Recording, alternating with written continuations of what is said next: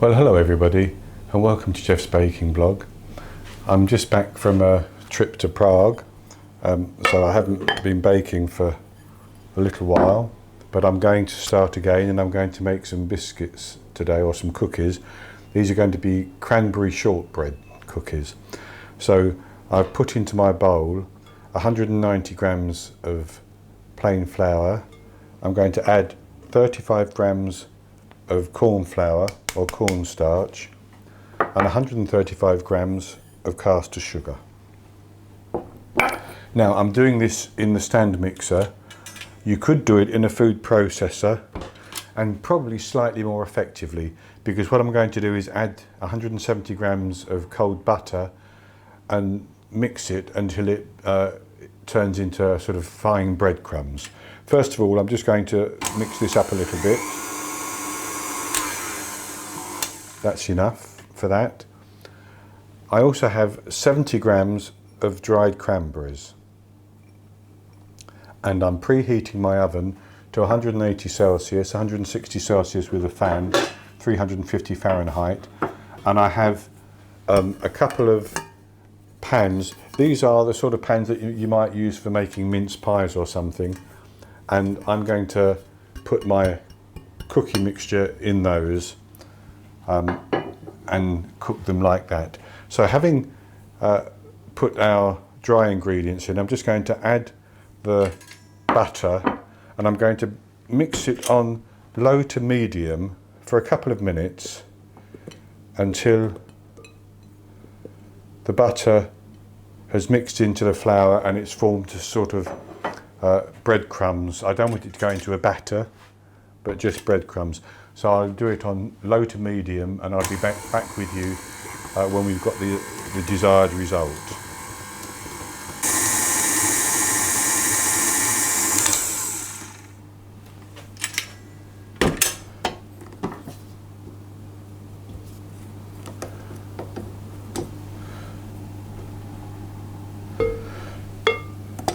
So we have our mixture, and what you're trying to achieve is a breadcrumb sort of texture with no large clumps of butter.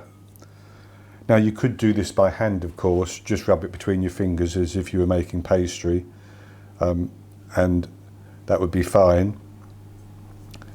And you can do it, as I say, in a food processor, which would do it more efficiently, because the blades will cut through the butter better than the paddle attachment will.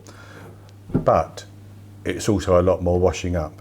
There's less washing up using this. So then I'm going to add in my cranberries, and I'm just going to take a spoon and stir those in.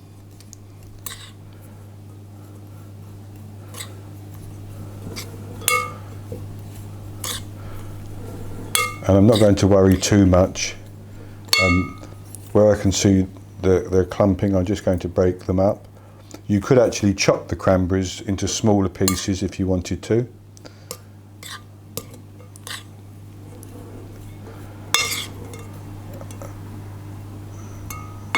And then we're going to apportion them into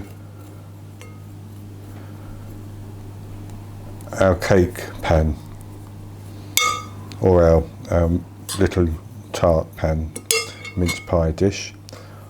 Now,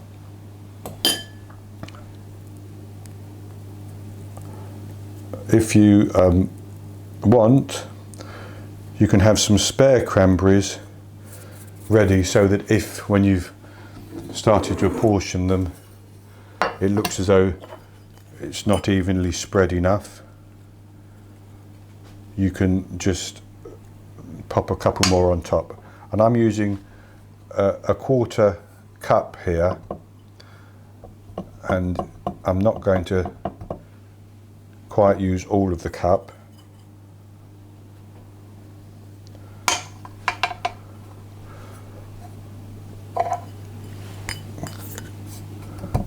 And just spread the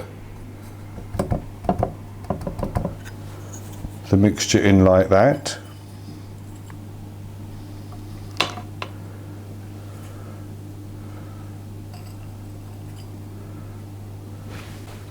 So I have 23 divided cookies here, and what I've done is I've pushed them down into the pan just like that. Some are a little bit smaller than others, but I'm going to cook them in the oven for between 17 and 20 minutes until they've turned a nice golden brown. Then I'll take them out and let them cool, and then tip them out onto a cooling rack to cool completely, and then I'll come back and show you the finished result. So I'll be back with you when they come out of the oven. Okay, so now I'm back with you, and I cooked the cookies for 20 minutes and they've come out very well. These were the one pan, which is slightly deeper than the other one, and these were the other pan.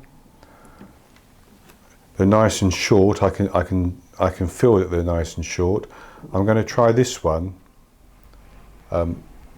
which hasn't got quite as many cranberries in, so, well, it has, it's got 4 or 5 I can see, but we'll have a bite of it.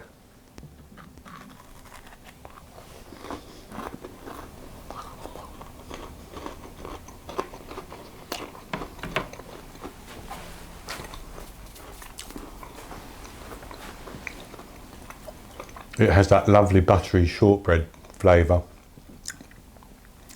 and then a bit of sharpness and the chewiness of the dried cranberry. It really is very, very good indeed, and it's so simple to make. You can do it by hand by rubbing the butter into the flour mixture. You can do it in the food processor or in a stand mixer, and if you don't have the little pans that I had, you can always just put about 1/4 cup of the mixture into a muffin tin and then press it down so that it's compacted and cook it for 20 minutes, and it'll work exactly the same. So that's it for today. I hope you've enjoyed this recipe, and if you have, please click on the thumbs up below the video and click to subscribe to the YouTube channel as well. The recipe will have a link below the video as well, but there's also in the top right hand corner here an I for information. If you click on that, that will give you a link to the recipe as well. So I'll be back with you very soon with another recipe, and until then, happy baking.